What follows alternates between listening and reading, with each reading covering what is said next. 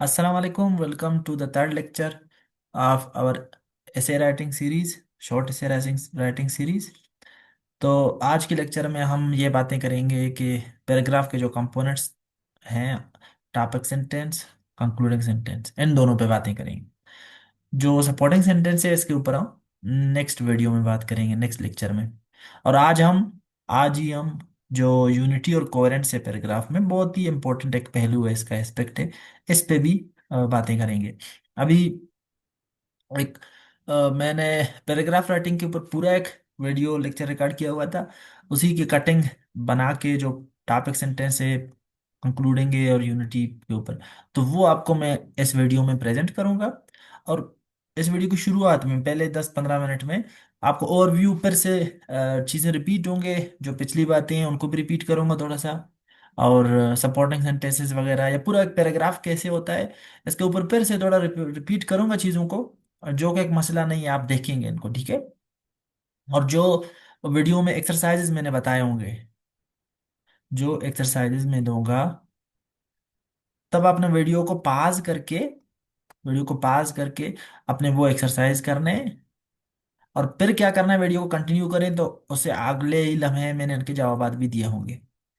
और उसके अलावा मैं आपको जो ये लेक्चर है, जहाँ से मैं अपनी ही किताब से ये पढ़ा रहा हूँ, तो कोशिश करूँगा जो ये वाला चैप्टर है, वो अगर आप बुक ले सकते तो ले लें, और जो नहीं ले सकते तो उनके लिए मैं वो जो इस चैप्टर का पीडीएफ है, तो वो मैं लिंक शेयर कर दूंगा इसी डिस्क्रिप्टिव में ही, इसका ड्राइव लिंक। और जो व्हाट्सएप ग्रुप में आप लोग हैं तो वहाँ पे इसका पीडीएफ शेयर कर दूंगा। और आप लोगों ने क्या करना है, जो स्टूडेंट्स हैं मेरे, तो उन्होंने ये एक्सरसाइजेस करके वीडियो में भी देखना है, इनको क्रॉस चेक करना है। और फिर उनको मैं जो ये काम दूंगा वीडियो के एंड पे, फिर से एक और भी होमवर्क दूंगा। वीडियो के एंड पे जो होमवर्क दूंगा वो आप लोगों ने लाजमन करने हैं। वो आप लोग जब करेंगे तो उनको फिर मैं लाइव क्लास में चेक करूंगा आप लोगों के। और जो लोग ग्रुप्स वगैरह में हैं तो वो करके उन्हीं ग्रुप्स में अपलोड कर दें, चेक कर, ताकि हम उनको देख सकें। Thank you. अब आते हैं फॉर्मल अपने लेक्चर की तरफ। और एक बहुत ही इम्पोर्टेंट बात यह है कि अभी आप लोगों को चीज़ें थोड़े ओवरवेलमिंग लगते हैं होंगे, मतलब बहुत चीज़ें आप ये देख रहे हैं कि एज ए बिगिनर आप ये देखते हैं कि आपको बहुत सारी चीज़ें एक साथ बताए जा रहे हैं। तो आपने घबराना नहीं है, ठीक है, घबराना नहीं है। और जो चीज़ें चलते जा रहे हैं उनके नोट्स बनाने बनाने हैं, और उनको अपने पास नोट करना है और आगे बढ़ना है। तो जब जिस तरह वीडियोस कंप्लीट होते जाएंगे, लेक्चर हम आगे बढ़ते जाएंगे, तो चीजें आपको कनेक्ट होना शुरू हो जाएंगी और हम रिवाइज भी करेंगे चीजों को। और जो जितने लेक्चर मैंने कराए हुए हैं तो उन डॉट्स को फिर मैं कनेक्ट करता जाऊंगा कि आप लोगों ने कहाँ क्या सीखा था। और फिर से रिवाइज करें, चीजों को देखें। तो ट्रस्ट द प्रोसेस। अभी जिस तरह आपको पढ़ाया जा रहा है उसी तरह कंटिन्यू करते जाएं, छोड़ना नहीं है बस। शायद आपको थोड़ी चीजें ग्राम लगें, चीजें ज्यादा लगें, लेकिन करने हैं, मेहनत करें। और इसी प्रोसेस में इंशाल्लाह एंड पे आपको पता चलेगा कि बहुत चीज़ें जो अभी मैं करा रहा हूँ इनका क्या मतलब है, क्या मीनिंग है। तो डॉट्स जब कनेक्ट हो जाएंगे तो आपको फिर बेहतरीन तरीके से चीज़ें समझ आ जाएंगी। तो अभी वापस आते हैं लेक्चर की तरफ। तो पैराग्राफ के हवाले से मैंने आप लोगों से क्वेश्चन इनवाइट किए थे कि आप लोग पूछें क्या क्या आप लोगों के इश्यूज हैं। तो जो आप लोगों ने इश्यूज बताए थे ग्रुप में, तो उनका खुलासा समरी ये है कि आप लोगों के क्वेश्चंस कुछ यूं थे। कुछ को ये मसला था कि स्टार्ट कैसे करेंगे, how to start a paragraph. कुछ का ये था कि हाउ टू एंड या कंक्लूड। और बहुत लोगों के इश्यूज ये थे कि आइडिया को एक्सपेंड कैसे करते हैं, एविडेंसेस जिनमें एग्जांपल्स, स्टेट्स, फैक्ट्स वगैरह वगैरह आते थे, रेफरेंसेस जो हैं बुक्स वगैरह के, दूसरे रिपोर्ट्स वगैरह के, उनको कहाँ इंक्लूड करना है और कैसे करना है। उसके अलावा ये तो है, मतलब उसके बेसिक कंपोनेंट जो पैराग्राफ के अभी हम सीखेंगे, ये आप लोगों के क्वेश्चन बहुत ही रेलेवेंट और वैलिड थे। उसके अलावा फिर आप लोगों में से कुछ के क्वेश्चन थे जो बहुत ही अच्छे थे कि आप लोग पैराग्राफ में यूनिटी कैसे बरकरार रखेंगे, फिर कोहेरेंस क्या होता है और उसको कैसे इंश्योर करेंगे किसी पैराग्राफ में। इस लेक्चर से यही सीखने की कोशिश करेंगे इंशाल्लाह, आप लोगों को एग्जांपल्स के जरिए से, प्रैक्टिकल एग्जांपल्स के जरिए से, एक्सरसाइजेस के जरिए से ये चीज़ें आसान हो जाएंगे आप लोगों के लिए। सबसे पहले तो आप लोग ये बात जानें कि लिखने का प्रोसेस किस तरह होता है, मतलब राइटिंग का जो एक क्राइटेरिया, मतलब जो आप लिखना शुरू करते हैं तो आपको इश्यूज किस किस चीज़ में आते हैं। सबसे पहली बात तो ये है कि आप जब लिखना शुरू करते हैं तो आपके पास दो इश्यूज सामने आते हैं। सबसे पहला ये होता है कि व्हाट टू राइट, दूसरा होता है हाउ टू राइट।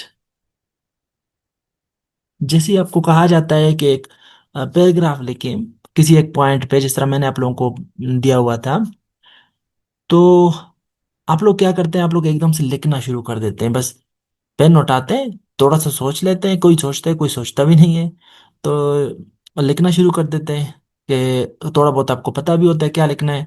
जब आप पहला सेंटेंस लिख लेते हैं, दूसरा लिख लेते हैं, तीसरा सेंटेंस लिख लेते हैं, आपने तो लिखना शुरू किया हुआ था बगैर किसी रफ वर्क के, ब्रेनस्टॉर्मिंग के, या जो प्रोसेस होता है।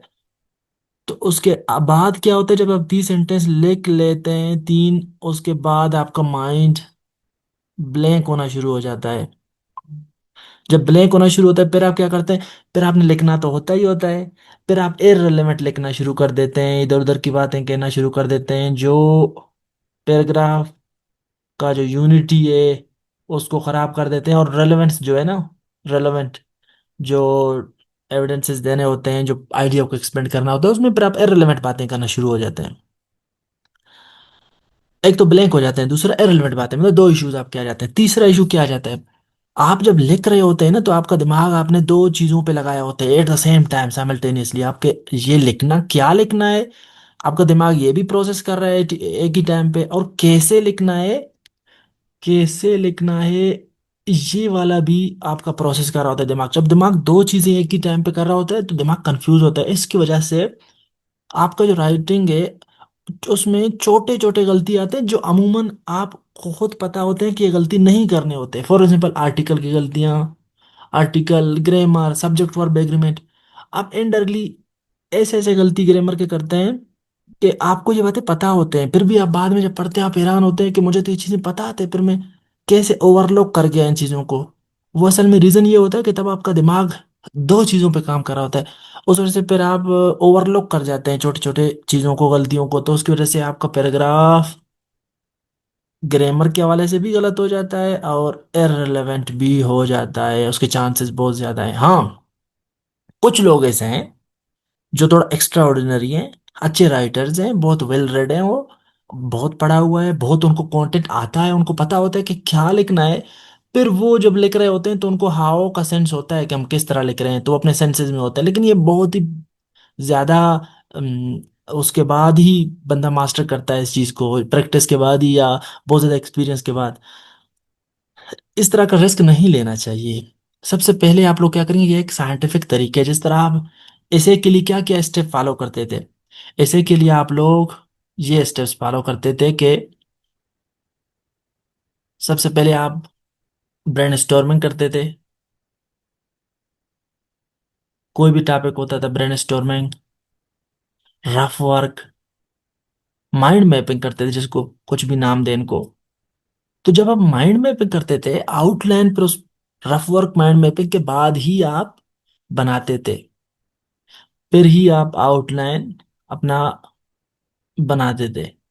अगर आप एकदम से आउटलाइन बनाने बैठ जाते तो आपको खुद पता था क्या चैलेंजेस आपको आते हैं। लेकिन जब आप पहले से ब्रेनस्टॉर्मिंग करते थे, माइंड मैपिंग करते थे चीजों का, और फिर रफ वर्क में कन्वर्ट करते थे उनको, फिर आपका आउटलाइन बनाना आसान हो जाता था। आपको पता होता था कि मैंने क्या लिखना है। अब इसी तरह किसी भी एक पॉइंट पे अगर आपको कभी पैराग्राफ लिखना हो तो आप क्या क्या स्टेप फॉलो करेंगे, आ जाए इस चीज को देखते हैं। ये जो हाव वाला सेक्शन है और व्हाट वाला सेक्शन है, आज इंशाल्लाह आपके दोनों कवर हो जाएंगे, और ये जो बाकी कंपोनेंट्स हैं ये भी। अगर आपको याद हो तो मैंने लास्ट टाइम भी आप लोगों को ये आउटलाइन बनाने के लिए असाइनमेंट दिया था। आप लोगों ने इस पे काफी काम किया हुआ है, इस टॉपिक के ऊपर। आप लोगों ने इस पे इंट्रो भी लिखा है, कंक्लूजन भी लिखा है, आउटलाइन भी बनाया हुआ है। तो इसको एक दफा फिर से आप लोग देखें। The crisis of good governance in Pakistan, causes, impacts and the way forward. Causes आपने लिखे थे 6 7, फिर कॉन्सिक्वेंसेस, फिर वे फॉरवर्ड, केस स्टडीज एक पैराग्राफ में दिए थे, और कंक्लूजन। आपने इनका इंट्रो भी लिखा था इस आउटलाइन का, और कंक्लूजन भी लिखा था। फिर मैंने आप लोगों को एक पॉइंट पे पैराग्राफ लिखने का बोला था। ये जो 3.3 था, 3.3, इस पे मैंने आप लोगों को कहा था कि एक पैराग्राफ लिखें, जो ये था कि political instability disrupting continuity and governance and weakening institutional performance. मतलब ये काजेज अब गवर्नेंस क्राइसिस में ये पॉलिटिकल इंस्टेबिलिटी जो पॉइंट है, सब पॉइंट है, इस पे मैंने आपको कहा था एक पैराग्राफ लिखें, जो आप लोगों में से काफी लोगों ने लिखा भी था और अच्छा भी लिखा था। कुछ के वैसे गलतियां थे, कुछ के कुछ ज्यादा ही थे। अगर आप लोगों को ये आउटलाइन थोड़ा एक्सटेंसिव लग रहा है, ज्यादा ही मतलब ये फ्रेजेस ज्यादा ही कुछ सेल्फ एक्सप्लेनेटरी लग रहे हैं, तो आप लोग ये दूसरा आउटलाइन भी देख सकते हैं। यही एक ही पॉइंट है, देखें आप लोगों को ये भी आइडिया हो जाएगा इसी चीज से कि एक ही पॉइंट है, एक ही चीजें हैं, उनको कैसे अलग अलग तरीके से आउटलाइन बनाया गया है, उनका फ्रेजेस को कैसे अलग अलग तरीके से मोल्ड किया गया है। तो उससे आप लोगों को सीख भी मिलेगा इस हवाले से कि शार्ट में कैसे लिखते हैं, शार्ट फॉर्म में, और थोड़ा लेंथी कैसे बनाते हैं। तो ये 3.3 पॉइंट, ये जो सब आर्गुमेंट है, इसमें मैंने कहा था कि पैराग्राफ लेके political stability weakening continuity and governance. अब इस पे आप लोग ये सैंपल पैराग्राफ देखें, एक एक करके मैं आप लोगों को पहले ये पैराग्राफ बताऊंगा। पैराग्राफ से हम लोग ये डेवलप करने की कोशिश करेंगे कि हम ये पैराग्राफ के कितने पार्ट्स होते हैं, कंपोनेंट्स होते हैं, उनके क्या क्या नाम है, और उनको कैसे कैसे लिखा जाता है। ये प्रैक्टिकल एक एग्जांपल है, इसके जरिए से हम लोग सीखेंगे। सबसे पहले ये जो 3.3 सॉरी पॉइंट था, इस पे ये पैराग्राफ है, मैंने आप लोगों को दिया था असाइनमेंट के तौर पे। अब इसको पढ़ते हैं। Political instability weakens governance in Pakistan by disrupting continuity and damaging institutions. ये आपने देखा है कि मैंने इसको बोल्ड किया हुआ है। इसको सेंटेंस, पहला सेंटेंस था, इसको कंपोनेंट 1 का नाम दे दें। फिर इसको एक्सप्लेन किया गया है, मतलब एक्सप्लेनेशन किया गया कि कैसे ये करता है। सर जब आपने बताया ना कि पॉलिटिकल स्टेबिलिटी वीकन करता है गवर्नेंस को, तो कैसे करता है, ये दो पार्ट बताए गए हैं कि कंटिन्यूटी को डिस्टर्ब करता है पॉलिसी मेकिंग के, और इंस्टीट्यूशंस को डैमेज करता है। When governments change too often or fall before completing their terms, important policies and reforms are left incomplete. Each new government often stops or reverses the projects started by the previous one. This lack of continuity slows down development and confuses institutions. For example, national plan like Vision 2025 lost momentum because of political changes in rivalries. Civil services often become less effective in such uncertain situation, fearing transfer or punishment with every shift in power. As a result, government departments fail to deliver basic services, and public trust in the system falls. And public trust in system falls.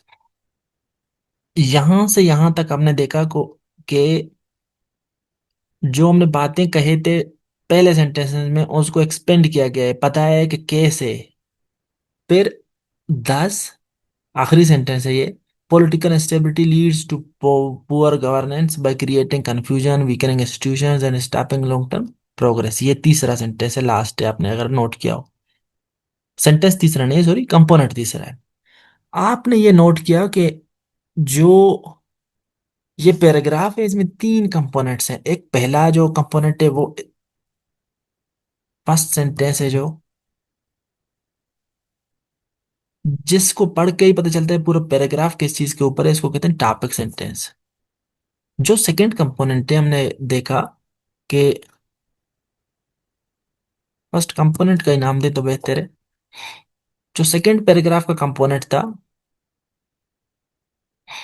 उसमें आपने देखा कि एक तो explanation था idea का, मतलब expansion of idea, कि आप क्या कह रहे हैं, क्यों कह रहे हैं ये बात। फिर एग्जाम्पल थे उसमें, जो थर्ड कंपोनेंट था, वो आपने नोट किया कि जो फर्स्ट सेंटेंस है उसी को पैराफ्रेज करके लिखा गया था, जिसको हम कंक्लूडिंग सेंटेंस कहते हैं। आपने ये नोट किया कि किसी भी एक पैराग्राफ का क्या स्ट्रक्चर होता है, उसमें पहला सेंटेंस जो होता है उसको टॉपिक सेंटेंस कहते हैं। इसके क्या रूल्स हैं, कैसे लिखा जाता है, ये हम एक एक करके बार बार इसको भी हम देखेंगे। फिर आपने देखा जो सेकंड कंपोनेंट है इसका, यहां से लेके वन से लेके ये फॉल्स तक, तो एक्सपेंड किया जाता है आइडिया को। उसमें रेफरेंसेस दिए जा सकते हैं आपके आइडिया को सपोर्ट करने के लिए, एविडेंसेस दिए जाते हैं। इस केस में क्या एविडेंस थे? एग्जाम्पल था नेशनल एक्शन प्लान का। ये विजन समझे कि हम, वैसे हमने हाइपोथेटिकल एक सिचुएशन डाला है कि अगर ये होता तो इस तरह के चीजें होते। अभी हम मैंने जो एग्जाम्पल्स यहाँ डाले हैं या रेफरेंसेस डाले हैं, ये इनको आप क्रॉस चेक करेंगे और देखें कि ये हैं भी कि नहीं। और वहां पर आप जो है ना फुल ऑथेंटिक, रिलेवेंट और up to date stats references जो जो आप डाल सकते हैं, अभी हम देखेंगे भी कि कैसे इनको डालना है, तो वो आप देंगे, ठीक है। और थर्ड कंपोनेंट क्या था? Concluding sentence. ये कैसे लिखा जाता है, क्या क्या इसके पार्ट होते हैं, किस तरीके से लिखा जा सकता है, इसको हम अलग से अभी एक्सप्लेन करेंगे। ये तीन कंपोनेंट थे। और आप अगर सेकेंड पैराग्राफ को भी देखें, तो ये भी 3.3 ही है, मतलब यही एक ही पॉइंट था। इसके ऊपर कैसे इन बातों को फिर से अलग तरीके से लिखा गया है, तो ये आपको मैंने दिखाया है कि political stability has been a major hurdle in achieving good effective governance in Pakistan. ये देखिए, यहाँ टॉपिक सेंटेंस थोड़ा सीधा साधा था। यहाँ ये था कि टॉपिक सेंटेंस में ही जो दो कंपोनेंट थे कि कैसे करता है, उनको भी हमने शॉर्टकट में दिखाया है। ये आप दोनों तरीके से कर सकते हैं, लिख सकते हैं टॉपिक सेंटेंस को। फिर आप कंक्लूडिंग सेंटेंस दोनों को कंपेयर करें, एक ही बात है, इनको अलग अलग तरीके से कैसे लिखा है। आप इन दोनों के एक्सप्लेनेशन देखें, जो सेकंड कंपोनेंट है यहाँ से लेके यहाँ तक, ऊपर कैसे लिखा गया है, यहाँ कैसे कैसे लिखा है। ये आपका काम है, आपने देखना है, ताकि आपको पता चले कि अलग अलग तरीकों से कैसे लिखा जाता है। अब मैं आप लोगों को ये प्रैक्टिकली दिखाता हूं कि ये पैराग्राफ लिखा कैसे गया है। मतलब ये तो आपने आउटलाइन जब बना रहे होते हैं सोच लिया होता है कि पॉलिटिकल इंस्टेबिलिटी के ऊपर एज मेजर काज जो है ना, आप बेड गवर्नेंस आपने एक पॉइंट लिखना है। अब इशू ये आ जाता है जब आप लिखने बैठ जाते हैं एकदम से, जब मैंने आपको पहले ऊपर बताया था कि जब एकदम से लिखने बैठ जाते हैं कि कैसे करते हैं ना, तो आप दो तीन सेंटेंसेस बाद ब्लैंक हो जाते हैं और इररिलेवेंट होना शुरू हो जाते हैं। तो आपका क्या तरीकाकार इसका होता है कि प्रोसेस स्टेप्स क्या है? सबसे पहले आपने क्या करना होता है? रफ वर्क करना होता है इस पे। रफ वर्क कैसे करेंगे? आपने अगर बोला कि पॉलिटिकल स्टेबिलिटी एक काज है, कि पॉलिटिकल स्टेबिलिटी से गवर्नेंस क्राइसिस कैसे पैदा होता है, अभी आपने इसको लिंक करना है, अपने आइडियाज को लिंक करना है कि आप क्या लिखेंगे तो क्या इसका इशू है ना। सबसे पहले आप देखें पॉलिटिकल स्टेबिलिटी में क्या होता है। पॉलिटिकल स्टेबिलिटी में आपका जो गवर्नमेंट है वो फ्रीक्वेंटली चेंज होता है, frequent changes of the government, और कंप्लीशन नहीं होता टर्म्स का। ये वही ऊपरी वाली बात है, कंप्लीशन ऑफ फुल टर्म। अब जब ये नहीं होते तो आप खुद देखें क्या इफेक्ट होता है इनकी वजह से। सबसे पहले तो ये कि जो पॉलिसी मेकिंग है ना, पॉलिसी कंटिन्यूटी जिसको बोलते हैं, वो डिस्टर्ब हो जाता है। पॉलिसी कंटिन्यूटी, जब पॉलिसीज आपके लॉन्ग टर्म जो पॉलिसी मेकिंग है ना वो इफेक्ट हो जाता है। अब आप देखें जब आपका long term policy making effect हो गया, आपके अगर कोई रिफॉर्म आपने लाने हो, रिफॉर्म्स रिवर्स हो जाते हैं। आपने जिस तरह देखा होगा, अभी हम एग्जांपल्स में भी हमने जो देखा था कि रिफॉर्म्स जो है ना, उनको नया गवर्नमेंट आके रिफॉर्म्स को रिवर्स कर लेता है, तो उसकी वजह से भी तो इशू आते हैं ना। अच्छा, ये हो गया।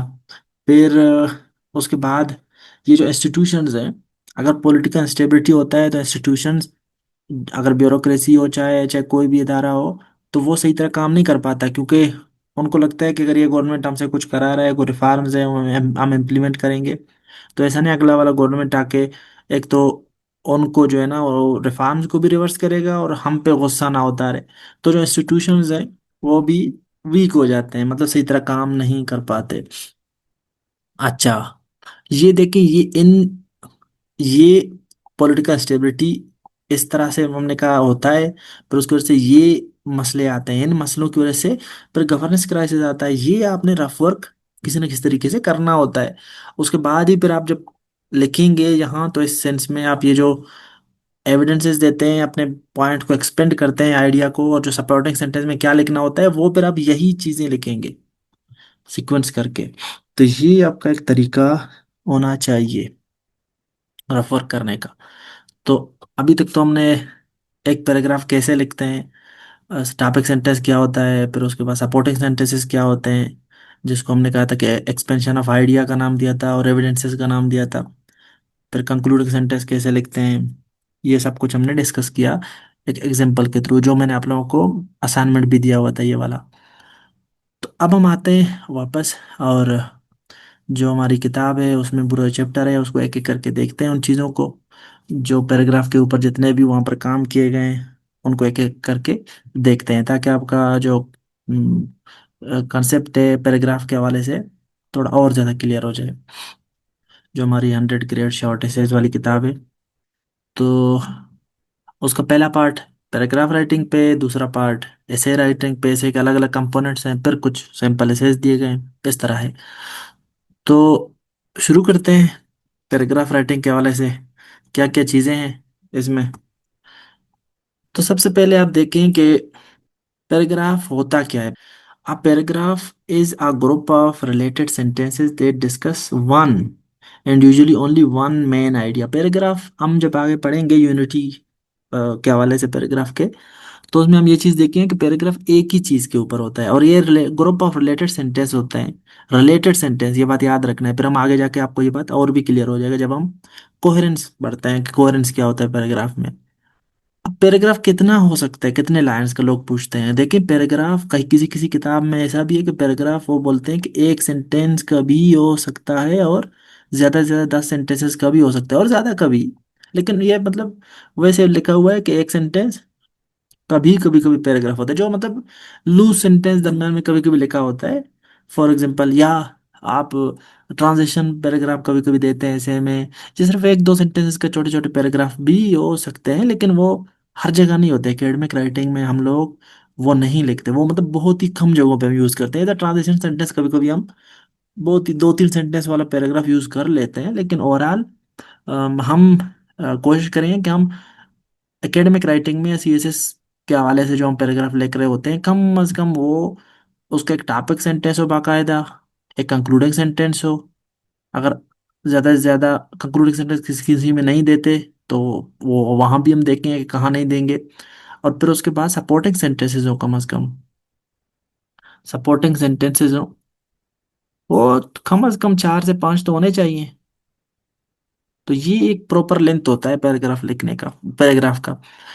अब पैराग्राफ जो है, मतलब इसमें नंबर ऑफ सेंटेंसेस अनइम्पोर्टेंट है, लेकिन पैराग्राफ को जो है वो अपना जो मेन आइडिया है उसको एक्सपेंड करना, डेवलप करना बहुत जरूरी है। मतलब अगर वो 4 पैराग्राफ, 4 या 5 लाइन में वो आप अपने आइडिया को प्रूव कर पा रहे हैं, सपोर्टिंग सेंटेंसेस में आप अपने आइडिया आइडिया का एक्सपेंशन आपका ओके हो गया है, अब आगे नहीं लिख पा रहे आप, तो ये काफी है। लेकिन कभी कभी आप 6-7 सेंटेंसेस में भी सपोर्टिंग सेंटेंस दे सकते हैं। तो ये आपका लेंथ उस आइडिया पे डिपेंड करता है कितना वो आइडिया जो एक्सपेंशन मांग रहा है, सपोर्ट मांग रहा है, सपोर्टिंग आप जो एविडेंसेस दे रहे हैं, एक्सपेंड कर रहे हैं आइडिया को, वो किस चीज के ऊपर है, वो उसी वक्त ही हम लोग फैसला करेंगे। अब इनको आप पढ़ें, इसको पढ़ें। अब कभी कभी इस तरह होता है कि जब इंट्रोडक्शन राइटिंग का पैराग्राफ लिख रहे होते हैं, इंट्रोडक्शन लिख रहे होते हैं ऐसे में, उसका थोड़ा अलग स्ट्रक्चर है। बॉडी पैराग्राफ जब लिख रहे होते हैं उसका अलग स्ट्रक्चर है। ट्रांजिशन पैराग्राफ लिख रहे होते हैं उनका अलग स्ट्रक्चर है। तो वो हम आगे जाके देखते रहे। कंक्लूडिंग पैराग्राफ का थोड़ा सा अलग स्ट्रक्चर है, ये जाके हम देखेंगे आगे। अच्छा, और दूसरी बात ये कि लिखा हुआ है कि मार्जिन थोड़ा जोड़ें। कोई भी पैराग्राफ लिख रहे हो तो कम से कम ये देखें, थोड़ा सा मार्जिन जोड़ें। ये पैराग्राफ लिखने की निशानी होती है, मतलब जब स्टार्ट कर रहे हो पैराग्राफ कोई, तो इतना स्पेस दें पहले सेंटेंसेस में, पहले सेंटेंस में। अच्छा, इसको पढ़ें। ये जो मॉडल पैराग्राफ दिया हुआ है इसको आप पढ़ें।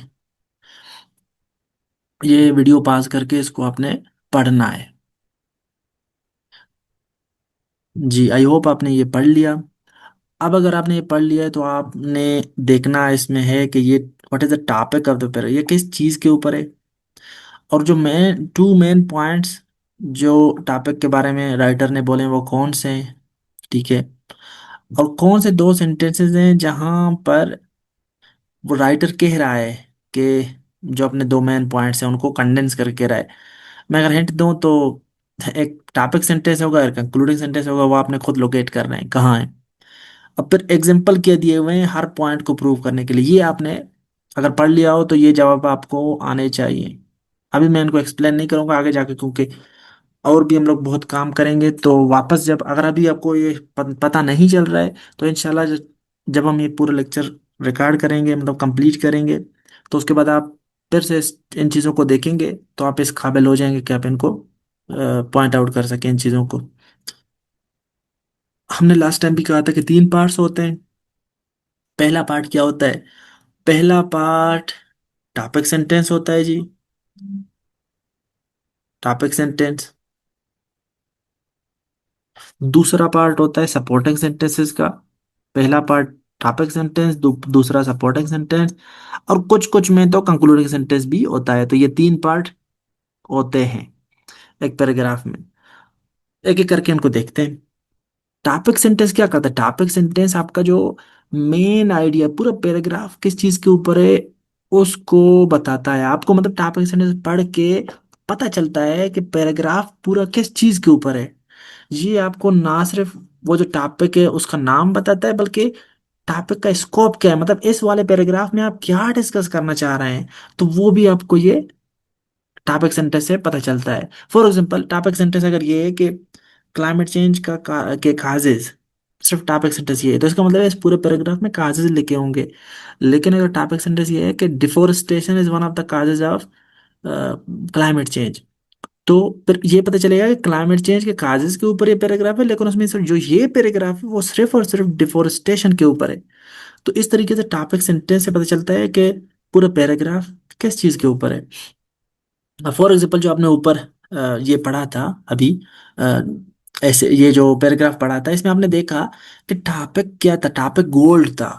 गोल्ड के ऊपर ये पैराग्राफ था, लेकिन गोल्ड के किस चीजों के ऊपर था ये पूरा पैराग्राफ? गोल्ड के दो इंपॉर्टेंट करेक्टरिस्टिक्स बताए गए थे जिनको कंट्रोलिंग आइडिया कहते हैं। कंट्रोलिंग आइडिया ये है कि मतलब पूरा पैराग्राफ, वो जो मेन टॉपिक है उसके किन चीजों के ऊपर है पैराग्राफ। तो आपने अगर नोट किया हो तो ये टॉपिक सेंटेंस था। फिर उसके बाद जितने बातें कहे गए थे, देखें ये मैं अब रिपीट नहीं करूंगा, आपने पढ़ लिए थे। ये सारे बातें सपोर्टिंग सेंटेंसेस थे जिसमें वो बता रहा था कि क्यों वो ये बात कह रहा है। पहला क्या, दो इंपॉर्टेंट कैरेक्टरिस्टिक्स में पहला वाला कौन सा है, दूसरा कौन सा है, इनके एग्जांपल्स दिए थे उसने।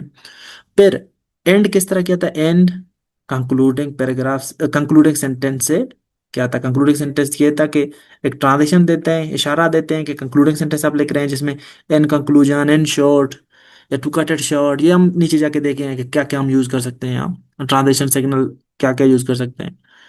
तो gold is treasure not only for its beauty but also for utility, पर यही दो कैरेक्टरिस्टिक हैं, इनको अलग अलग वर्ड में लिखा गया है। तो ये कंक्लूडिंग सेंटेंस था।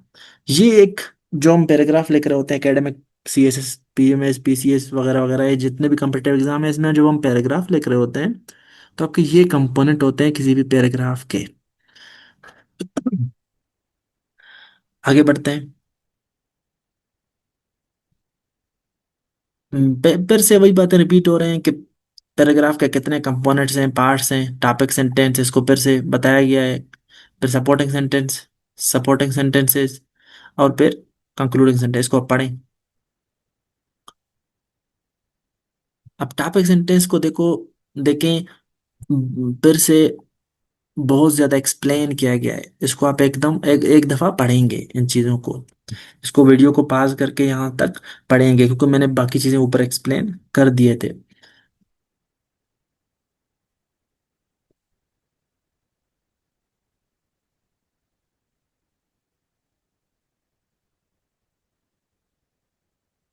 टॉपिक सेंटेंस का पोजीशन क्या होता है? देखिए, कहीं कहीं पे पैराग्राफ में और टॉपिक सेंटेंस कहाँ कहाँ लिखा होता है? ये बहुत एकेडमिक जब पैराग्राफ लिख रहे हैं आप कोशिश करें कि फर्स्ट सेंटेंस ही आपका टॉपिक सेंटेंस हो, लेकिन हर वक्त ये नहीं होता। जब आप किताबें पढ़ते हैं तो, या आप इंट्रोडक्शन भी जब लिखते हैं, तो आप देखते हैं कि कभी कभी पैराग्राफ के ना अलग अलग टाइप होते हैं। फॉर एग्जांपल पहला ये है कि टॉपिक सेंटेंस से शुरू कर दिया, टॉपिक सेंटेंस से शुरू करके आइडिया को एक्सपेंड किया और कंक्लूडिंग सेंटेंस दे दिया। कभी कभी ऐसा होता है कि टॉपिक सेंटेंस से शुरू कर दिया, टॉपिक सेंटेंस से शुरू कर दिया आपने, सॉरी, और बस ओपन करते गए, आइडिया को एक्सपेंड करते गए और कंक्लूड नहीं किया, बस एंड किया और अगले पैराग्राफ में चले गए। कभी कभी ऐसा होता है कि ओपन आप तरीके से ले जाते हैं, आइडिया को जनरलाइज्ड करके लिख रहे होते हैं और एंड पे जाके कंक्लूडिंग सेंटेंस ही आपका टॉपिक सेंटेंस होता है। मतलब कंक्लूडिंग सेंटेंस नहीं दिया होता, वो टॉपिक सेंटेंस एंड पे जाके आप पुट करते हैं। और भी स्टाइल है। फॉर एग्जाम्पल इंट्रोडक्शन में कभी कभी हम लिख देते हैं कि जनरल हुक से शुरू करते हैं, फिर टॉपिक सेंटेंस देते हैं। टॉपिक सेंटेंस इंट्रोडक्शन में आपका जो तीसरा स्टेटमेंट था उसको हम टॉपिक सेंटेंस कह सकते हैं, और फिर एंड इस तरह वापस कर देते हैं। और कभी कभी इस तरह भी कर देते हैं, हुक दिया, टॉपिक सेंटेंस दिया जिसको तीसरा स्टेटमेंट हम कह सकते हैं, फिर से आइडिया को एक्सपेंड किया और फिर कंक्लूड कर दिया। ये सारे टेक्निक हैं पैराग्राफ लिखने के, लेकिन आप जब पहाड़ी पैराग्राफ लिख रहे हैं कोशिश करें ये वाला जो पैटर्न है इसको अपनाएं, कि टॉपिक सेंटेंस प्रॉपर दें, फिर आइडिया को एक्सपेंड करें, फिर कंक्लूडिंग सेंटेंस दे दें। अब इसको आप पढ़ें, ये इन चीज़ों को आपने पढ़ना है वीडियो को पास करके। आप अगर नहीं पढ़ रहे हैं इनको तो फिर फायदा नहीं है कोई। अब पढ़ते जाएं तो आपको बातें और समझ आना शुरू हो जाएंगी कि चीज़ें किस तरह लिखे गए हैं।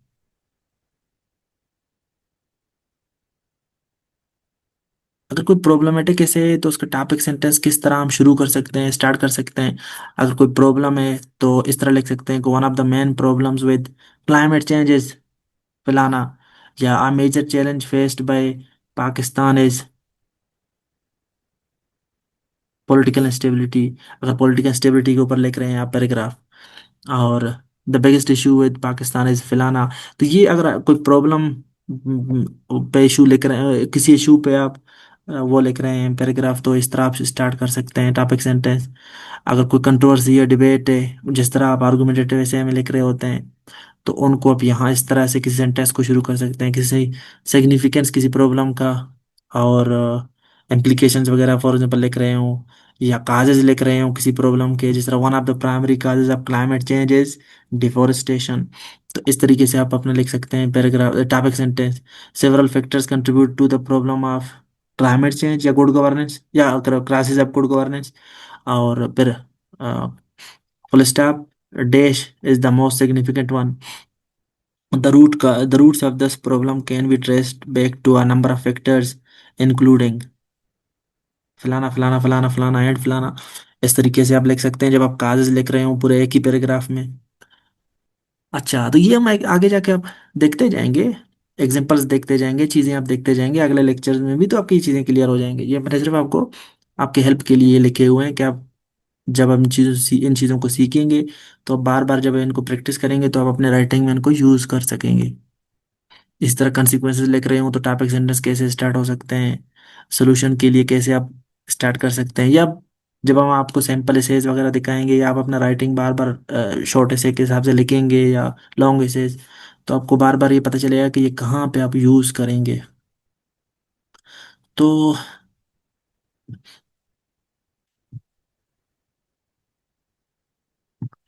ये आप पढ़ें कि कैसे एग्जांपल्स दिए गए हैं अलग अलग, कि अगर हम सोशल मीडिया पे अलग अलग पैराग्राफ्स लिख रहे हैं किसी भी ऐसे में, तो इन सब के टॉपिक सेंटेंस अलग अलग पैराग्राफों का कैसे लिखे जा सकते थे। ये देखिए लिखे हैं आपके लिए एग्जांपल्स, इनको पास करके आप पढ़ें एक दफ़ा।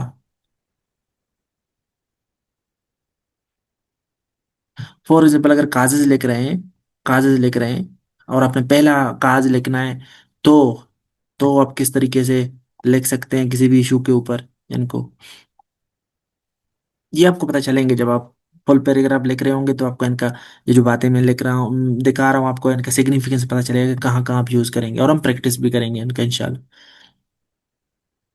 इनको पढ़ें, कंसिक्वेंसेस लिख रहे होंगे तो आप कैसे टॉपिक सेंटेंस अपना शुरू स्टार्ट कर सकते हैं। ये अच्छे अच्छे एक्सप्रेशन हैं, इनको आप अपने राइटिंग्स में यूज कर सकते हैं।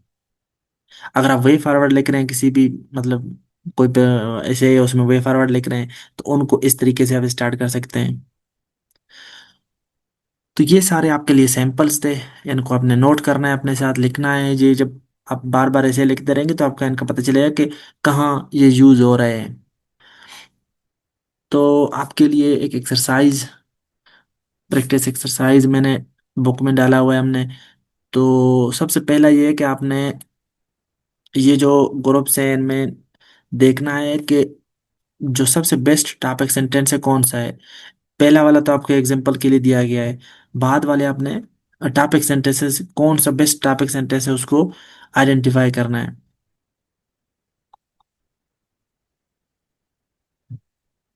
इसको पास करें और इनको सॉल्व करें। मैंने ग्रुप में भी आपको ये सॉल्व करने के लिए दिए थे लास्ट टाइम।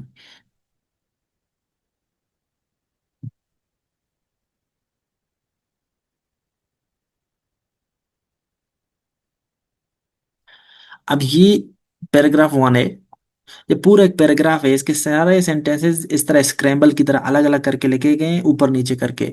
आपका क्या काम है, आपने इसमें टॉपिक सेंटेंस को आइडेंटिफाई करना है और फिर इसको अरेंज करके लिखना है। यानी सेंटेंसेस को अरेंज करके आपने लिखना है। देखते हैं आप किस तरीके से इसको लिखते हैं। मैंने आपको ये असाइनमेंट भी दिया था इसके ऊपर। अभी मैं आपको दिखाऊंगा अभी कि इसको कैसे लिखा जा सकता था। इसी तरह पैराग्राफ टू है, ये भी स्क्रैम्बल्ड सेंटेंसेस है, मतलब ऊपर नीचे किए गए हैं। इनके टॉपिक सेंटेंस आपने आइडेंटिफाई करना है, कंक्लूडिंग सेंटेंस, सपोर्टिंग सेंटेंसेस, इसको फिर से रीराइट करना है पैराग्राफ के फॉर्म में। अगर मैं आपको ये दिखाऊं तो ये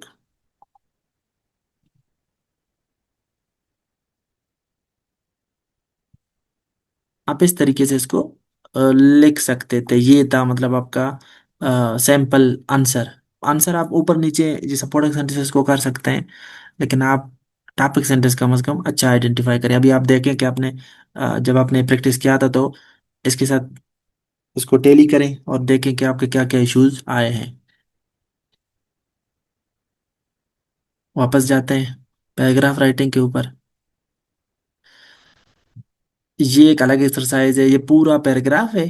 कंक्लूडिंग सेंटेंस भी दिया हुआ है, सपोर्टिंग सेंटेंस दिए हैं। आपका क्या काम है, आपने इधर टॉपिक सेंटेंस ऐड करना है शुरू में। इसी तरह इस वाले पैराग्राफ में भी आप कंक्लूडिंग सेंटेंस पे बात करेंगे। कंक्लूडिंग सेंटेंस आप इसलिए देते हैं, इसके दो पर्पज होते हैं। पहला, ये बताता है कि पैराग्राफ एंड होने वाला है, सिग्नल करता है, ये इशारा देता है कि पैराग्राफ अभी एंड हो चुका है, अभी आखिरी बात मैं लिख रहा हूँ। और जो बातें पूरे कहे गए हैं पैराग्राफ में उनको आपको, जो इम्पोर्टेंट आइडियाज हैं उनको फिर से बताता है ये दो तरीके से बता सकते हैं आप। समराइज करें मेन पॉइंट्स को जो पैराग्राफ है उसके, या टॉपिक सेंटेंस को रिपीट करें इन डिफरेंट वर्ड्स, या पैराफ्रेज करें टॉपिक सेंटेंस को, या आप क्या करें, समराइज करें मेन पॉइंट्स को। अभी हम देखेंगे, मैंने जो आप लोगों को एग्जांपल दिया था, दिखाया था, उसको अब मैं आपको फिर से दिखाता हूँ। जो हमने एक ही पैराग्राफ लिखा था, ये वाला पॉलिटिकल स्टेबिलिटी पे आप लोगों ने जो किताब वो पैराग्राफ लिखा है। अब यहाँ देखें, यहाँ टॉपिक सेंटेंस था, topic sentence, topic sentence, topic sentence के बाद आइडिया को एक्सप्लेन किया, एक्सपेंड किया। अब यहाँ देखें, thus political instability leads to poor governance.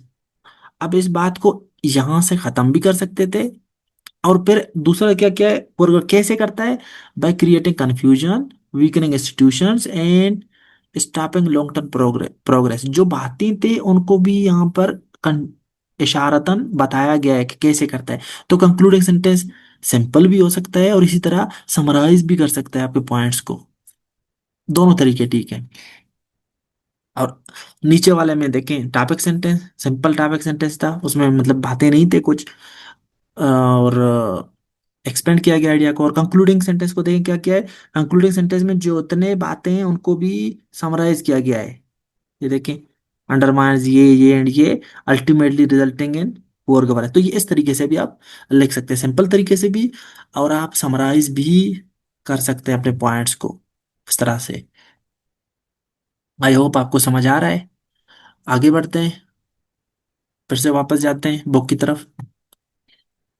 जरूरी, अच्छा ये बात देखें, paragraph does not always need a concluding sentence. जरूरी नहीं होता कंक्लूडिंग सेंटेंस, लेकिन जब आप पैराग्राफ सीएसएस वगैरह में लिख रहे होते हैं तो कोशिश करें कि पीसीएस सीएसएस कम्पिटेटिव एग्जाम में लिख लें, बेहतर है। अच्छा, पैराग्राफ लिखते हुए दो तरीके हैं उसके।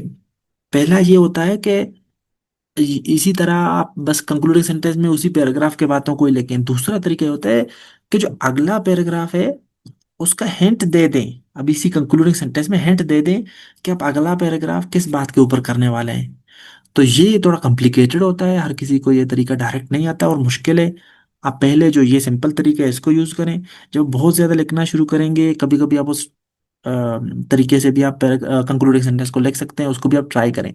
वो मैं आपको फिर दिखा बताऊंगा जब हम शॉर्ट एसे की तरफ जाएंगे, जब दो तीन पैराग्राफ लिखना सिखाऊंगा आपको, उनको कनेक्ट कैसे करते हैं, दो तीन पैराग्राफ्स को कनेक्ट कैसे करते हैं, मैं आपको अगले लेक्चर में सिखाऊंगा।